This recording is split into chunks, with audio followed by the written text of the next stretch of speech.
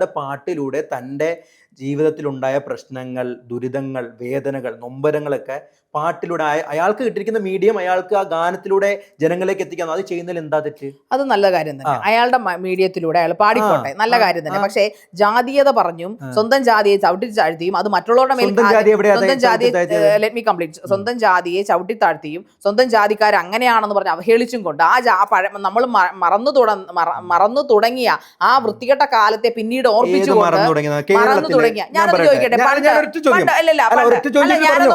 ഞാനൊന്ന് പറയട്ടെ, ഈ പറയുന്ന പോലെ അന്ന് വൈക്കം സത്യാഗ്രഹം നടത്തുന്നു, ഈ പറയുന്ന ബ്രാഹ്മണനല്ലാതെ ആൾക്കാർക്ക് അന്ന് വഴി നടക്കാൻ പോലും പറ്റാത്ത കാലത്തിൽ നിന്നും മാറി സ്ത്രീകൾക്ക് മാറുമറയ്ക്കാനുള്ള കാര്യം, അയ്യങ്കാളിയുടെ കാലം, ഇതിലുള്ള സമരങ്ങളെല്ലാം നടത്തി നമ്മൾ മാറി ആ കാലഘട്ടത്തിലേക്ക് പോകാൻ നമ്മൾ ആഗ്രഹിക്കുന്നില്ല.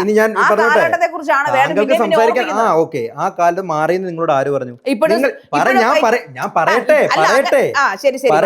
പറയട്ടെ ഞാൻ താങ്കൾ സംസാരിക്കുമ്പോൾ മിണ്ടാതെ ഇങ്ങനെ പറയുമ്പോ പിന്നെ എങ്ങനെ അറിയാതെ നിങ്ങൾ ഈ പറയുന്ന കേൾക്കുമ്പോൾ ഇടപെട്ട് പോകും. ഞാനപ്പോ സ്വാഭാവികമായിട്ട് എനിക്ക് ഇടപെടാൻ തോന്നുന്നു, ഞാൻ ഇടപെടുന്നില്ലല്ലോ.